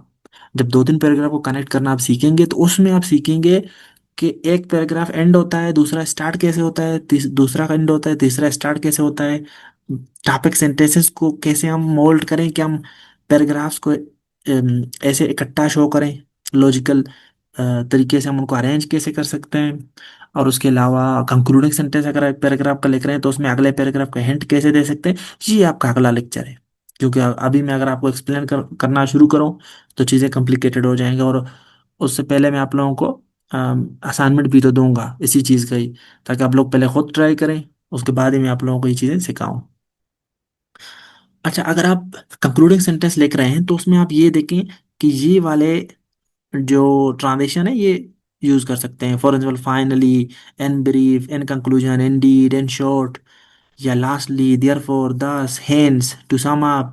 या अगर आप इस तरह का फ्रेज छोटा यूज करना चाहते हैं तो द इस तरह भी लिख सकते हैं कि लास्टली या finally the evidence suggest that. तो पर अपना कंक्लूडिंग सेंटेंस लिखें, या there can be no doubt that, या hence there can be no doubt that, ये लिखें। या दीज एग्जांपल्स शो दैट, अगर आपने एग्जांपल एंड पे दिए हैं या स्टेटिस्टिक्स कोई दिए हैं तो वो इस तरह उसको कनेक्ट करके फिर आप कंक्लूडिंग सेंटेंस दे सकते हैं अपना। या we can see that, we can see use ना करें, ये वाले ऊपर वाले यूज करें तो बेहतर है। अच्छा, आगे बढ़ते हैं। अब यहाँ देखें, पैराग्राफ शोइंग कंक्लूडिंग सेंटेंसेस। हालांकि मैंने तो बहुत पैराग्राफों में आपको दिखाया ही है कि कैसे कंक्लूडिंग सेंटेंस लिखा जा सकता है। तो इनको देखें, इस पूरे पैराग्राफ को पढ़ें, कैसे स्टार्ट हुआ है, कैसे एक्सपेंड किया है आइडिया को, और कैसे कंक्लूड किया है। इसी तरह इस वाले पैराग्राफ को भी देखें, इसको पढ़ें बाकायदा, टॉपिक सेंटेंस देखें, आइडिया का एक्सपेंशन देखें, और फिर कंक्लूडिंग सेंटेंस देखें। ये सारे आप पढ़ें, ठीक है। जब मैं बोल रहा हूँ आपको बड़ा हेल्प मिलेगा इन चीज़ों से, पता चलेगा आपको कि कैसे लिखे गए हैं पैराग्राफ। अब आप ये क्वेश्चंस जो है ना, जब आपने दोनों ये पैराग्राफ पढ़े होंगे तो आप इन क्वेश्चंस को भी एड्रेस करेंगे, इनको जवाब आप लिखेंगे और ग्रुप में शेयर करेंगे। एक जरूरी बात जो आपने याद रखना है, ये बहुत इंपॉर्टेंट बात है, बहुत ही ज्यादा, कि never introduce a new idea in the concluding sentence. Concluding sentence में कोई नई बात ना किया जाए, ठीक है। ये बहुत ही इंपॉर्टेंट बात है। और इसी तरह जो पैराग्राफ ऐसे लिख रहे हैं, उसे का जो कंक्लूडिंग पैराग्राफ है उसमें भी आप नई बात कोई कोशिश करेंगे नहीं करेंगे। पिछले वाले बातों को ही वापस रीआइटरेट करेंगे, रिफ्रेज करेंगे, पैराफ्रेज करेंगे, लेकिन नई बात नहीं करेंगे, ठीक है। हाँ, एंड कंक्लूडिंग पैराग्राफ जब लिख रहे होते हैं, कंक्लूजन किसी भी लॉन्ग एसे का या शॉर्ट एसे का एंड आप जेनेरिक दे सकते हैं, मतलब कॉल टू एक्शन होता है, क्या हो सकता है, वो जो मैंने आपको बताया, ये सिखाया है पिछले लेक्चर्स में, वो आप दे सकते हैं। उस ऐसे के ऊपर जो आपके आर्गुमेंट्स थे या एग्जांपल्स वगैरह थे, चीजें थे, वो आप कोशिश करें नई बात कोई कंक्लूडिंग पैराग्राफ में ना करें। Same is the case with concluding sentence. जब आपने पूरा पैराग्राफ लिखा होता है तो आप फिर ज्यादा ईरोपंती करने की कोई जरूरत नहीं है। कंक्लूडिंग सेंटेंस में आप या तो पैराफ्रेज करें टॉपिक सेंटेंस को, या समराइज करें अपने पूरे आइडियाज को और कंक्लूड कर दें। फॉर एग्जाम्पल, ये इनकरेक्ट है, जिस तरह in conclusion we have more variety of greeting cards to choose a farm, to choose farm, but they are also become very expensive. अब एक न्यू आइडिया जो आपने पूरा ऊपर पैराग्राफ पढ़ा उसी से एग्जांपल ये बता रहे हैं। In conclusion there are many other legends like this one in Hawaii. अब ये एंड पे क्यों ये बात कह रहे हैं, ये एक नया आइडिया है ये वाला, कि आप कह रहे हैं कि और भी लेजेंड्स है, क्यों ये बात कह रहे हैं आप? कंक्लूडिंग सेंटेंस में जो आपने पूरे बात कही है उसी को कंक्लूड करें, नई बातें ना करें, कोशिश करें इस तरह के। ठीक है, तो आगे बढ़ते हैं। अब आपने क्या करना है, ये स्टेप वन, एक और प्रैक्टिस है आपके लिए। टॉपिक सेंटेंस को जो जितने पैराग्राफ है उनको अंडरलाइन करना है। कंक्लूडिंग सेंटेंस आपने इनमें लिखना है, ये आपका काम है कि आपने कंक्लूडिंग सेंटेंस लिखना है। वो आप कैसे लिख सकते हैं ऊपर हमने डिस्कस कर लिया। ये देखें, इसमें आपको बताया गया, टॉपिक सेंटेंस दिया गया है, उसको पॉइंट आउट करें, आइडिया को एक्सपेंड किया गया है, फिर कंक्लूडिंग सेंटेंस आपने आप खुद लिखना है। ये देखें स्पेस छोड़ा हुआ है आपके लिए बुक में। इसी तरह पैराग्राफ टू में भी आपने यही करना है। ये सारे कंपोनेंट हो गए जब अभी तक जो हमने पढ़े, तीनों कंपोनेंट हमने खत्म कर लिए पैराग्राफ के, जितने पार्ट्स होते हैं। टॉपिक सेंटेंस हमने सीख लिया डिटेल में। सपोर्टिंग सेंटेंस, सेंटेंसेस क्या होते हैं, कैसे देते हैं, एविडेंसेस, रेफरेंसेस, ये सब चीज़ें हमने देखे। कंक्लूडिंग सेंटेंस हमने सीख लिया, अलग अलग तरीके से कैसे लिखा जा सकता है। ये तो आप कहते हैं बॉडी के पार्ट्स, ये ज़रूरी हैं एकेडमिक, कोई भी आप पैराग्राफ लिख रहे होते हैं कम्पिटिटिव एग्जाम में। अब जो हमने लेक्चर के शुरू में बताया था कि आपके ज़्यादातर कंसर्न ये है, और आप जहाँ पे आपको पता भी नहीं चलता कि आप गलती कर रहे हैं जब आपको प्रैक्टिस ना हो। यूनिटी कैसे बरकरार रखते हैं, पैराग्राफ की यूनिटी से मुराद क्या है, और यूनिटी को कैसे इंश्योर किया जाता है ये। फिर कोहेरेंस क्या होता है, कोहेरेंस, कोहेरेंस मतलब कि आपके आइडियाज कैसे रिलेवेंट हैं, जुड़े हुए हैं एक दूसरे से, ये क्या होता है, कैसे इंश्योर किया जा सकता है, आइडियाज को कैसे लॉजिकली अरेंज करके लिखा जा सकता है। जो बड़ी जो आपके सपोर्टिंग सेंटेंसेस हैं उनमें ज्यादातर ये इशू आते हैं, यूनिटी का इशू, कोहेरेंस का इशू। फिर आगे जाके हम देखें कि आप जो एग्जांपल्स एविडेंसेस देते हैं उनको आप किस किस अंदाज से लिख सकते हैं, कोई कोटेशन है उसको किस किस अंदाज से लिख सकते हैं, स्टेट्स हैं किस किस अंदाज से आप इन चीज़ों को लिख सकते हैं। ये तीनों पार्ट अभी जाके हम आगे कोशिश करेंगे कि बयान करें। अगर आपके लिए ये ज़्यादा हो गया है एक ही दिन में, तो आपको मैं ये एडवाइस करूँगा कि आप ये जो वीडियो है इसको पार्ट्स में देखें। फॉर एग्जांपल अभी टॉपिक सेंटेंस, सपोर्टिंग सेंटेंस और कंक्लूडिंग सेंटेंस आपने सीख लिया है, तो इसके काम करें, ग्रुप में शेयर करें। फिर अगले दिन आप यूनिटी का देखें, यूनिटी के हवाले से जो पार्ट है इसका, फिर कोहेरेंस का देखें, फिर एविडेंसेस का देखें। और जब सारे आपने टुकड़े टुकड़ों में देख लिए हैं, उनके एग्जांपल्स कर लिए हैं, एक्सरसाइज कर लिए हैं, फिर एक दफ़ा रिपीट में पूरा जो लेक्चर है उसको देखें, तो इनशाला पैराग्राफ के हवाले से आपको कोई भी कंफ्यूजन नहीं रहेगा। आगे बढ़ते हैं। यूनिटी और कोहेरेंस कैसे इंश्योर किया जा सकता है, ये चैप्टर टू है जी। यूनिटी क्या होता है? यूनिटी होता है कि ये एक इम्पोर्टेंट एलिमेंट है पैराग्राफ का, और इसका मतलब ये है कि जो पैराग्राफ है ना, वो एक one and only one main idea को एक्सपेंड करे, एक्सप्लेन करे। एक पैराग्राफ एक ही आइडिया के ऊपर हो। फॉर एग्जांपल, अगर आपका पैराग्राफ ये हो ना कि advantages of owning a compact car, या advantages of social media for example, तो पूरा पैराग्राफ आपका एडवांटेजेस के ऊपर ही हो। पूरा पैराग्राफ आपका एडवांटेजेस के ऊपर ही हो। सात आठ एडवांटेज आप बताएं इसी पैराग्राफ में।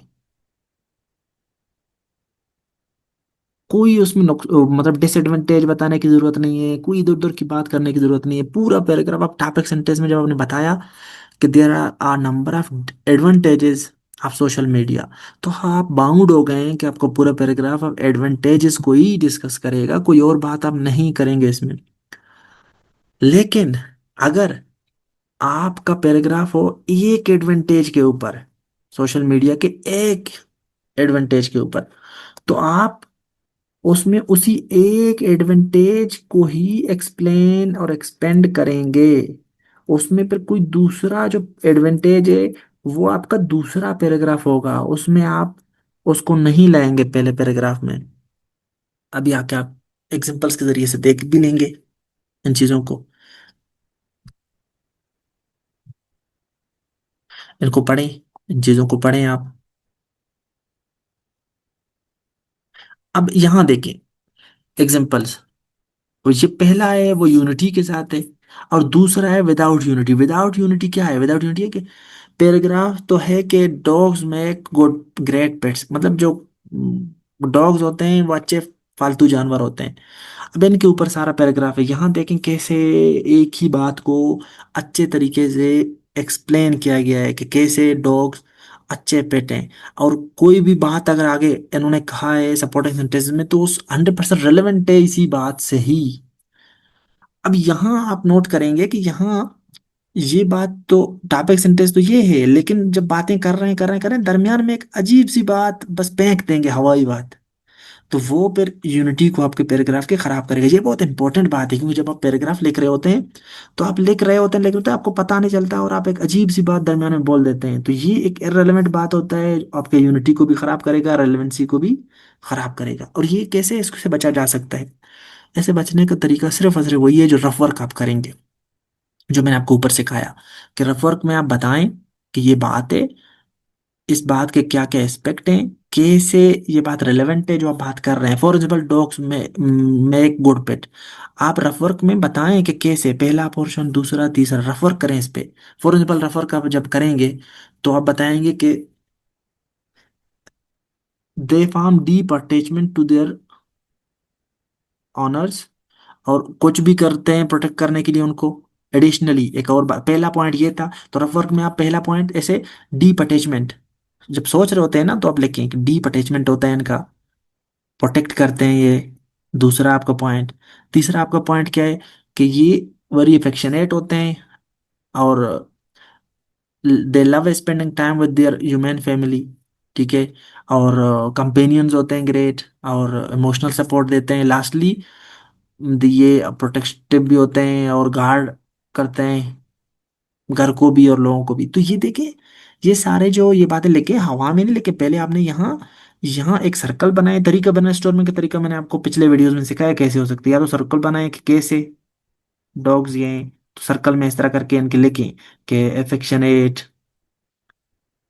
प्रोटेक्टिव, ये बातें लिखी। फिर इनको नंबरिंग करें कि पहले मैं ये सेंटेंस लिखूंगा, दूसरा ये बात, तीसरा ये बात, चौथा ये बात।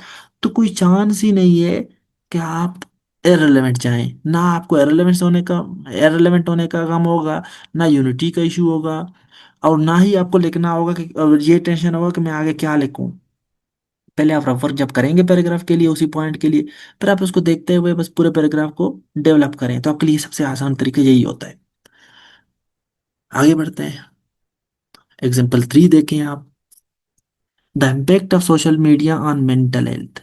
अब इसको देखें, यूनिटी के साथ लिखा गया है, लेकिन जो एग्जाम्पल 4 है विदाउट यूनिटी है। The effects of climate change on coastal cities. अब यहाँ देखें कौन सा सेंटेंस है कि जिसमें इररिलेवेंट बात कही गई है, ये आपने उसको पॉइंट आउट करना है इस बात को। ठीक है। और देखना है कि किस तरह आइडिया को एक्सपेंड किया गया, क्या ये एग्जैक्टली अपने टॉपिक से, हर बात अपने टॉपिक सेंटेंस को प्रूव कर रहा है, या अंदर वैसे ही एक हवा में बात छोड़ दिया है राइटर ने। तो ये आपने पॉइंट आउट करना है। अब आपके लिए अलग प्रैक्टिस है, प्रैक्टिस करते जाएंगे आप, इंशाल्लाह प्रैक्टिस से ही आप सीखेंगे। First read the paragraphs then answer these questions. तो कौन सा पैराग्राफ है जिसमें यूनिटी है, which paragraph does not have unity, और because it discusses two topics. कौन सा है टॉपिक सेंटेंस में भी आप देख सकते हैं कि एक टॉपिक दो तीन से बातों को, एक आइडिया को एक्सपेंड कर रहा है, या एक को, तो उससे भी एकदम से पता चलता है आपको कि इसका यूनिटी ठीक नहीं है। और टॉपिक सेंटेंस से भी आपको इशू होता है, मतलब पता चलता है कि ये यूनिटी बरकरार नहीं रखा है बंदे ने। और सपोर्टिंग सेंटेंस से भी पता चलता है। दोनों जगहों पे इशू आ सकते हैं आपके। फॉर एग्जाम्पल कैसे टॉपिक सेंटेंस में कैसे इशू होता है? फॉर एग्जाम्पल अगर आप दो आइडियाज एक ही सेंटेंस में बताएं, वह एक ही पैराग्राफ में, फॉर एग्जाम्पल आप कहें कि deforestation and over population are two major causes of climate change.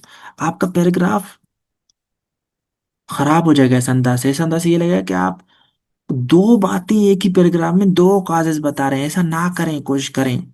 आप डिफोरेस्टेशन को अलग पैराग्राफ लिखें, इसके लिए ओवर पॉपुलेशन के लिए अलग लिखें। या तो आप ऐसा करें कि सारे के सारे जो क्लाइमेट चेंज के अगर आप लिख रहे हो ना काजेस एक ही पैराग्राफ में, तो आप टॉपिक सेंटेंस को ये ना करें। पर आप करें कि there are a number of causes for climate change, या there are a number of factors which are responsible for climate change, full stop. तो खुद ही पता चलेगा कि बहुत से पैराग्राफ काजेस लिखने वाले हैं पूरे पैराग्राफ में। लेकिन इस तरह ना करें कि deforestation and over population are two causes of climate change, तो यहाँ से आपका यूनिटी तबाह हो जाएगा। ये सेंटेंस का स्ट्रक्चर आपका ठीक नहीं है, फॉर एग्जाम्पल। तो ये दूसरा जो पार्ट था, ये यही कह रहा था आपको। और जो सपोर्टिंग सेंटेंसेस में इशू आता है यूनिटी का, वो आपने ऊपर भी देख लिया, और यहाँ भी आपने पॉइंट आउट करना है। ये एक ही चीज के ऊपर, इफेक्ट्स ऑफ कलर के ऊपर तीन अलग अलग पैराग्राफ दिए हुए हैं, तो आपने इन तीनों को पढ़ना है। और जो ऊपर तीन क्वेश्चंस हैं, ये दो पढ़े। इसको थोड़ा सा मैं जूम आउट करता हूँ। इन तीनों को पढ़ें आप, और तीनों ऊपर के क्वेश्चंस आप एड्रेस करें। ये था यूनिटी के ऊपर सारा। अब आप देखें कि कोहेरेंस, कोहेरेंस को कैसे इंश्योर करते हैं। कोहेरेंस एक बहुत ज्यादा इंपॉर्टेंट एलिमेंट होता है एक पैराग्राफ का, अच्छे पैराग्राफ का। कोहेरेंस का मतलब होता है कि होल्ड टुगेदर, मतलब आपकी जो बातें हैं ना वो एक दूसरे से कड़ी मिले हुए हो, ऐसा करके लॉजिकली अरेंज्ड हो, ऐसे लॉजिकली अरेंज्ड हो। मतलब आपसे बात निकले, टॉपिक सेंटेंस कह दिया आपने, आपने आइडिया को एक्सपेंड करना शुरू किया, फिर आपने कंक्लूडिंग सेंटेंस किया, बात से बात निकले, या बात इतने कनेक्टेड हो कि रीडर को मजा आ जाए। अंदर वैसे ही एक आइसोलेटेड बात एकदम से ना फेंके आप। तो इसका मतलब ये होता है कि सेंटेंसेस जो है ना वो होल्ड टुगेदर हों, हेल्ड टुगेदर। और जो movement from one sentence to the next है वो ना लॉजिकल और स्मूथ हो। एक तो लॉजिकल हो, मतलब बात से बात नहीं के लिए, दूसरा स्मूथ हो ट्रांजिशन। वो आप एक एक करके देखेंगे भी। जब आप पैराग्राफ लिख रहे होते थे इंट्रोडक्शन, उसमें भी आपको बार बार ये गलतियां बता रहा होता था कि काजेस से इम्पैक्ट में शिफ्ट हो रहे हैं, तो आप ट्रांजिशन दें, स्मूथली ट्रांजिशन करें, हुक से टॉपिक सेंटेंस की तरफ जा रहे हैं, या फिर या कंक्लूजन की तरफ जा रहे हैं, या आइडियाज को जब अरेंज किया होता है उनको कैसे अरेंज करते हैं। ये हमने एक एक करके देखे भी हैं और आगे भी देखते रहेंगे। देखिए, कोहेरेंस अचीव करने के चार तरीके हो सकते हैं। या तो की नाउन है उसको रिपीट करें, ये हम आगे जाके देखेंगे। चारों जो टेक्निक है इनको एक एक करके देखेंगे। कंसिस्टेंट प्रोनाउंस यूज करें, पता चले कि आपका जो पैराग्राफ है वो एक ही चीज के ऊपर हो, ताकि कंसिस्टेंट प्रोनाउन से भी आपको कोहेरेंस इंश्योर होता है। ट्रांजिशन सिग्नल्स यूज करें लिंक, आइडियाज को लिंक करने के लिए, ये आप देखेंगे। या अरेंज करें आइडियाज को, ये इतना इस तरह अरेंज करें लॉजिकल ऑर्डर में, जिस तरह हमने वो प्रोसेस पैराग्राफ में पढ़ा था कि फर्स्ट सेकंड थर्ड में कैसे चीजों को लिखा जा रहा था। तो अरेंजमेंट आपका लॉजिकल हो, ट्रांजिशन सिग्नल्स यूज किए हुए हो, कंसिस्टेंट प्रोनाउंस यूज कर सकते हैं, की नाउन्स को रिपीट कर, ये सारी चीजें अलग अलग टेक्निक हैं, इनको एक साथ मिला के भी आप यूज कर सकते हैं, और सेपरेटली भी यूज कर सकते हैं। बस जहां जो यूज हो सकता है उसी तरह आप यूज करेंगे। अब रिपीटिशन ऑफ की नाउन्स देखें कैसे हो सकता है। ये इजिएस्ट वे है अचीव करने का कोहेरेंस। कैसे? फॉर एग्जाम्पल, जो ऊपर भी आपने पहला पहला पैराग्राफ पढ़ा था, इसलिए मैंने ऊपर बताया था कि आपको अगर पैराग्राफ समझ नहीं आ रहा तो कोई इशू नहीं है, आगे जाते जाते आपको चीजें समझ आना शुरू हो जाएंगी। तो गोल्ड पे पहला पैराग्राफ था जो आपको मैंने बताया था, दिखाया था इस बुक का। तो इसको आप पढ़ेंगे जब, तो आप देखेंगे बार बार गोल्ड का नाम यूज कर रहा है, किया जा रहा है। नाउन जो गोल्ड है ना, उसको 7 टाइम यूज किया गया है, और इसका प्रोनाउन 2 दफा यूज किया गया है। ठीक है। और आगे देखें कि क्वाइन है, coin in the word it in the sentence 5 refers to coin not gold, you so you should have not circled it। अब यहाँ देखें, यहाँ प्रोनाउन अगर यूज किया जा रहा है पांचवें सेंटेंस में, कह रहा है कि इट, तो ये यहाँ क्वाइन को बता रहा था, गोल्ड को नहीं। तो मतलब आपको पता होना चाहिए कि यहाँ कहीं पे प्रोनाउन यूज कर रहे हैं तो वो किसके लिए, ये जो प्रोनाउन आप यूज कर रहे हैं, तो क्या वो गोल्ड के लिए या क्वाइन के लिए, किस चीज के लिए, तो आप इनको सही तरीके से यूज करेंगे। और कोई फिक्स रूल इनका नहीं होता। कि रिपीट कितना करना है, कैसे करना है। जी आप बार बार प्रैक्टिस करेंगे तो ही आपको जितना अच्छा लगे, स्मूथ लगे, तो उसी तरह ही आप यूज करेंगे। तो आप लोग वैसे ही पूरी जिंदगी जानते जाने या अनजाने में यही काम ही कर रहे होते थे। लेकिन यहाँ देखें, विदाउट कोहेरेंस, इस पैराग्राफ को अगर देखें आप, तो इसमें आपको जो इश्यूज आएंगे इनको देखें, पॉइंट आउट करें, तो कंपैरिजन से आपको पता चल जाएगा कि ऊपर वाला कैसा लिखा गया था और यहाँ इस वाले में कितने मसले हैं।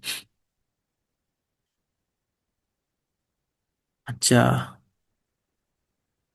कंसिस्टेंट प्रोनाउंस कैसे यूज करते हैं? कंसिस्टेंट प्रोनाउन का मतलब है कि दरमियान में जो आप प्रोनाउन यूज करें, उनको एग्जैक्टली पता चले वो किसके लिए आप यूज कर रहे हैं, मतलब उसको सोचना ना पड़े। उसको सोचना ना पड़े कि आप ये किसको बोल रहे हैं, किस लिए बोल रहे हैं। अगर आपने ऊपर नाउन यूज किया है जिस तरह स्टूडेंट्स है यहाँ, तो uh students who know a few Latin and Greek roots and prefixes have an advantage over students who do not know them। तो ये बहुत क्लियर है, बहुत ही क्लियर है ये वाला, कि आप स्टूडेंट्स, जब आपने बताया, रेफर किया स्टूडेंट्स को, फिर उनके सब्जेक्ट वर्ब एग्रीमेंट आपने ठीक लिखे हैं, फिर देखें ये प्रोनाउंस असल में ये वाले ये जो है ये who do not know them, ये प्रोनाउन कोई यहाँ यूज किया गया है। तो they can often guess the meaning of new words, for example.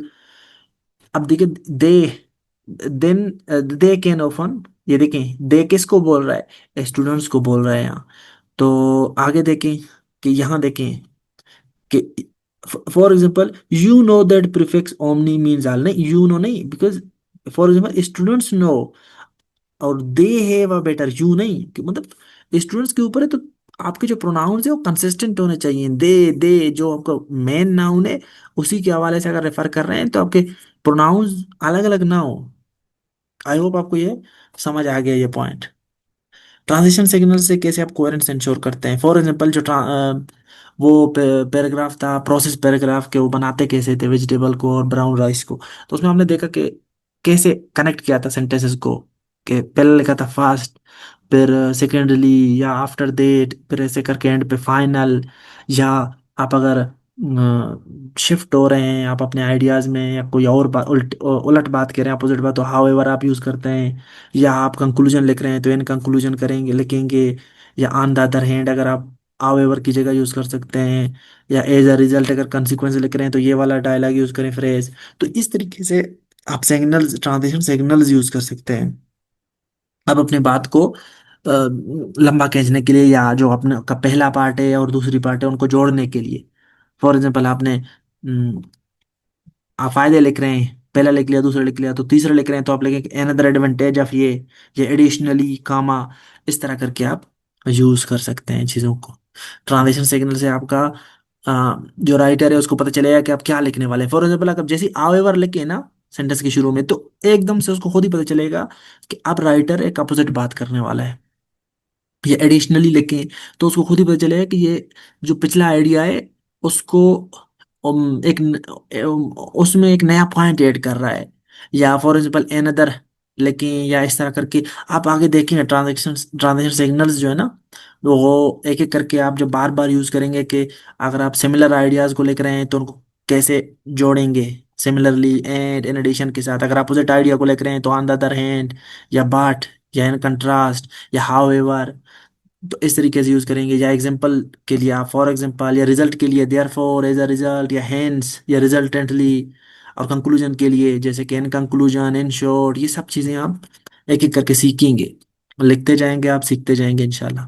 मैं भी आपको ये ट्रांजिशन सिग्नल्स बताऊंगा हर पॉइंट के लिए कैसे यूज करते हैं। काज लिख रहे हैं, इफेक्ट लिख रहे हैं, अपोजिट चीज लिख रहे हैं, उसी आइडिया को एक्सपेंड कर रहे हैं, ऐड कर रहे हैं चीजें, सिमिलर आइडिया लिख रहे हैं तो कैसे लिखेंगे।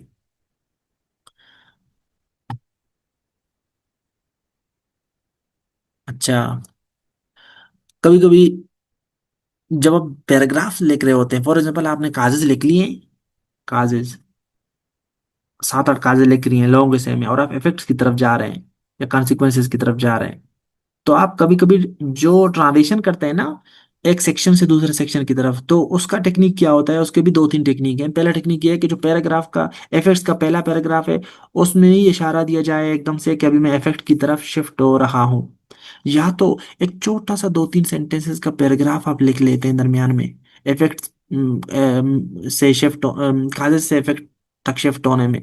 तो इस पैराग्राफ को ट्रांजिशन पैराग्राफ भी कह सकते हैं या लिंकिंग पैराग्राफ भी कह सकते हैं। एक बड़े सेक्शन को, कागज वाला सेक्शन है फॉर एग्जाम्पल, 7-8 पैराग्राफ आप लिख लिए हैं, तो फिर आप इफेक्ट्स की तरफ शिफ्ट हो रहे हैं या वे फॉरवर्ड की तरफ शिफ्ट हो रहे हैं, तो आप एक छोटा सा पैराग्राफ 2-3 सेंटेंस का भी लिख सकते हैं जो सिग्नल करेगा कि अब आप इफेक्ट्स की तरफ ट्रांजिशन कर रहे हैं। ये अब एग्जांपल देखते जाएंगे इंशाल्लाह। अच्छा, अब एक मॉडल देखें कि इसमें पैराग्राफ्स को लिंक कैसे किया गया है। लिंक कैसे करते हैं ये मैं आपको आगे बढ़ाऊं पढ़ाऊंगा, सिखाऊंगा पूरा, कि 2 पैराग्राफ कैसे लिंक करते हैं, 3 कैसे लिंक करते हैं, एक पूरा सेक्शन मतलब 7-8 पैराग्राफ कागज के लिखे हैं उनको इफेक्ट के साथ कैसे लिंक करते हैं, इफेक्ट्स आपने लिखे हैं 7-8 तो इनको आपस में कैसे लिंक करते हैं। तो ये आपके अलग अलग टेक्निक है, ये जब आप अगले वाले लेक्चर्स होंगे उनमें आप सीखेंगे। फॉर एग्जाम्पल ये आपका आ गया इंट्रोडक्शन, इंट्रोडक्टरी पैराग्राफ है शॉर्ट ऐसे का कोई। अब बड़ी पैराग्राफ लिख रहे हैं तो देखें कि one way transition signal words दिया है यहाँ पर शुरू में, ट्रांजिशन वर्ड्स दिए हैं, one way an angry driver में react as to cut off another motorist. ये पैराग्राफ था, आगे बातें उसने लिखे होंगे। फिर देखें बड़ी पैराग्राफ 2 कैसे लिखा है कि another way is to tell get the other car. फिर से सपोर्टिंग सेंटेंस देगा। फिर देखें कैसे किया गया, तीसरे को कैसे कनेक्ट किया है पहले दूसरे के साथ, कि in addition to cutting off and tailgating other cars. अब ये दोनों को कनेक्ट किया है तीसरे के साथ, दोनों को इशारा किया है दोनों की तरफ ट्रांजिशन फ्रेज के जरिए से। फिर तीसरा पॉइंट बताया है तीसरे पैराग्राफ में, ये भी एक अच्छा तरीका है। अब चौथे में देखें क्या लिखा है कि आल्दो लॉ एनफोर्समेंट अथॉरिटीज वार मोटरिस्ट अगेंस्ट, और कामा अगेंस्ट सॉरी एग्रेसिव ड्राइविंग, ये थोड़ा वो हुआ है मिसप्रिंट हुआ है, अगेंस्ट ये गलत है यहाँ, अगेंस्ट एग्रेसिव ड्राइविंग यहाँ लिखना होता था, comma the number who act out of their angry impulses has not declined. अब ये चौथा पैराग्राफ है, कैसे देखें ऊपर वाले बातों से कनेक्ट किया है। फिर कंक्लूडिंग पैराग्राफ, ये शॉर्ट ऐसे एक था, जो एग्रेसिव ड्राइवर्स हैं उनके ऊपर एक शॉर्ट ऐसे था, उसके ऊपर इसको आप पढ़ें कैसे कनेक्ट किया गया एक दूसरे, एक एक पॉइंट्स को, और पैराग्राफ्स को कैसे कनेक्ट किया एक दूसरे के साथ। ये एक एक करके हम आपको जब प्रैक्टिस करेंगे तो आप इंशाल्लाह इस चीज़ों को सीखेंगे।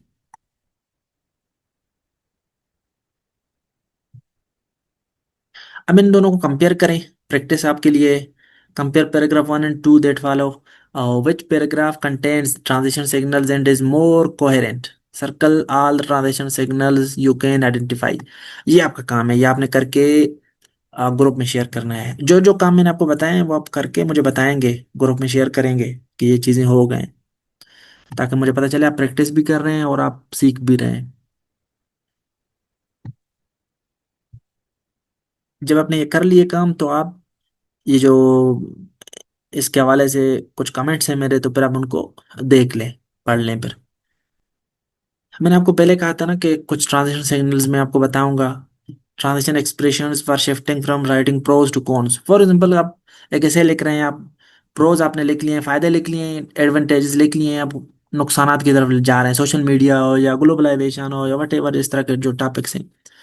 तो अब अगर आपने शुरू करना है कॉन्स की तरफ, पहला पैराग्राफ लिखना है, तो ऑन द अदर हैंड या पैराग्राफ के अंदर भी चाहे, और हाउएवर कन्वर्सली, इस तरह के आप ट्रांजिशन यूज करेंगे जब अपोजिट व्यू पॉइंट देंगे। या इस तरीके से आप फ्रेजेस भी पूरा पूरा क्लासेस यूज कर सकते हैं, पूरे सेंटेंस के फॉर्म में इस बात को लिख सकते हैं। या इन इन चीजों को भी देखें, एक एक करके इसको पढ़ें, इनको ये आपको हेल्प करेंगे। ये बाद में, अभी आप पढ़ेंगे तो इतना हेल्प नहीं करेंगे, जितना आप प्रैक्टिस करते जाएंगे फिर आप इनको रिविजिट करेंगे, इनको अपने राइटिंग में यूज करेंगे। हम एक एक करके इन चीज़ों को इंशाल्लाह यूज करना आपको सिखाएंगे। आगे जब आप प्रैक्टिस करेंगे तो आप इसमें प्रो बन जाएंगे इंशाल्लाह। अच्छा, do not use transition signals, ये बहुत स्टूडेंट्स का इशू होता है कि वो बहुत ज्यादा ट्रांजिशन, एक तो ज्यादा यूज करते हैं, ओवर यूज करते हैं, और दूसरी ये गलत यूज करते हैं।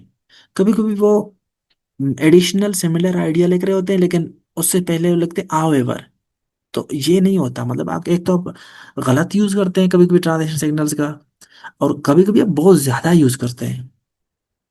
फॉर एग्जाम्पल ये वाला पढ़ें आप, इसमें देखें, कि ये जो पैराग्राफ है, how to grow an avocado tree, तो इसमें देखिए पॉइंट आउट करें कि कैसे अननेसेसरी ट्रांजिशन सिग्नल्स दिए गए हैं जो डिस्ट्रैक्शन काज करते हैं।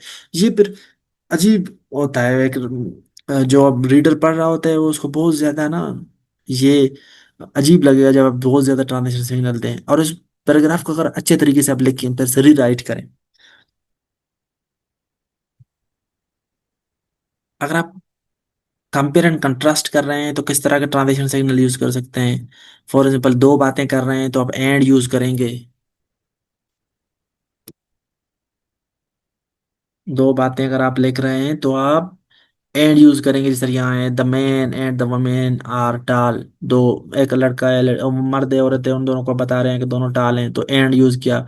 बोथ यूज करेंगे तो इस तरह यूज कर रहे हैं। बोथ और एंड का कॉम्बिनेशन आप यूज कर सकते हैं, आल्सो यूज कर सकते हैं, टू, नेदर नोर, आइदर और, या सिमिलर टू, या सेम एज, ये सब चीजें आप यूज कर सकते हैं, ठीक है, अपने राइटिंग में। आप इनको एक करके पढ़ें, ठीक है, इनको देखें। इनमें आप गलतियां भी करते हैं जब आप इनको यूज कर रहे होते हैं, इनको पढ़ें, ठीक है। जब आप कागज लिख रहे होते हैं तो उनको कैसे आप यूज करते हैं ट्रांजिशन सिग्नल्स को, इसको आप पढ़ें, इन चीजों को, इसमें भी आप गलतियां करते हैं। काज और इफेक्ट में आप ट्रांजिशन कर रहे होते हैं किसी भी ये पैराग्राफ के अंदर जब आप लिख रहे होते हैं तो आपको बड़ा हेल्प करेंगे ये चीजें। आप इनको पढ़ें एक दफा, ठीक है। चौथा टेक्निक क्या था कोहेरेंस को इंश्योर करने का? कि आपका आर्डर ही लॉजिकल हो।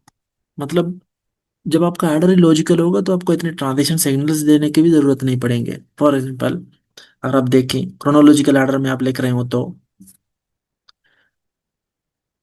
अमेरिकन वार पे, सिविल वार पे अगर आप गए तो देखें कि अमेरिकन सिविल वार बिगेन, अब ये हुआ, बिगेन हुआ इसमें, फिर 4 साल बाद ये हुआ, उसके बाद ये हुआ, फाइनली ये हुआ। तो यहाँ देखें अब ये खुद ही जो है इवेंट्स का कड़ी से कड़ी मिल रहा है खुद ही। तो ये क्रोनोलॉजिकल ऑर्डर में जब लिख रहे हो तब आपको इतने ट्रांजिशन देने की भी जरूरत नहीं है, तो ये खुद ही लॉजिकली कोहेरेंट है, लॉजिकली अरेंज्ड है आइडियाज। काज और इफेक्ट लिख रहे हो तब भी आपका यही सिस्टम होता है। ये देखें, एग्जांपल आपको दिए गए हैं जो प्रॉब्लम और सॉल्यूशन, प्रॉब्लम आपने बताया फिर उसका सॉल्यूशन बताया, ये भी खुद ही एक लॉजिकल आर्डर है। क्लासिफिकेशन कर रहे हो किसी भी चीज़ के, पहला क्लासिफिकेशन ये है, दूसरा ये है, तीसरा ये है, तो ये भी एक आर्डर होता है खुद में ही।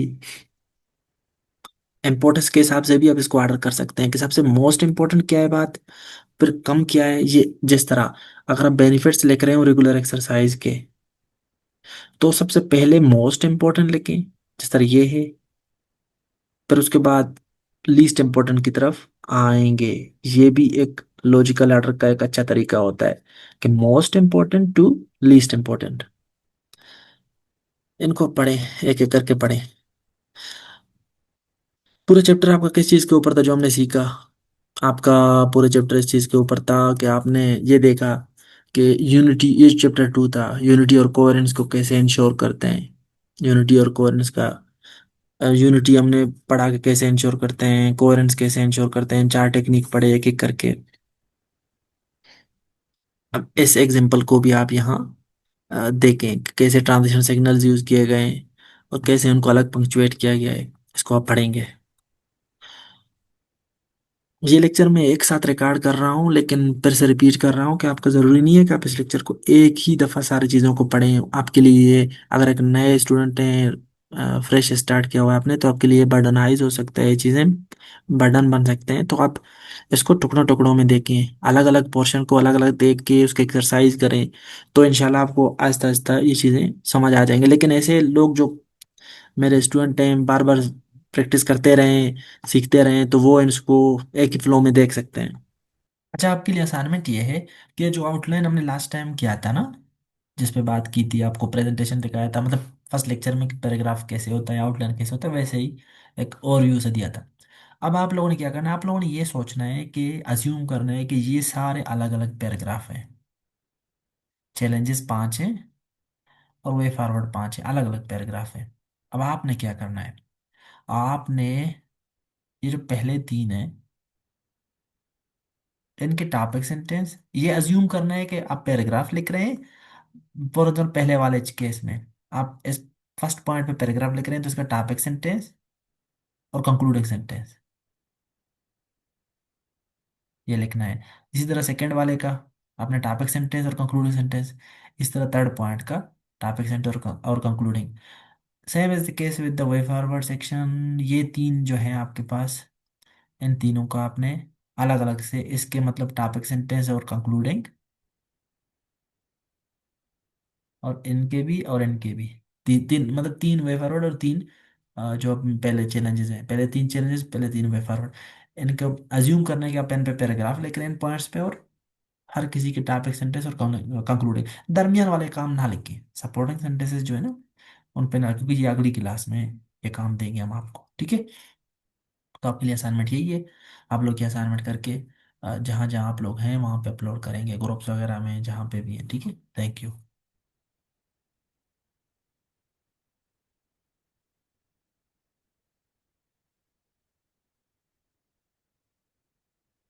आज के लिए इतना ही काफ़ी है। अगली क्लास में हम लोग सपोर्टिंग सेंटेंसेस पे बात करेंगे, और जो है रेफरेंसेस कैसे ऐड करते हैं, एविडेंसेस, तो उन पे बात करेंगे। Thank you.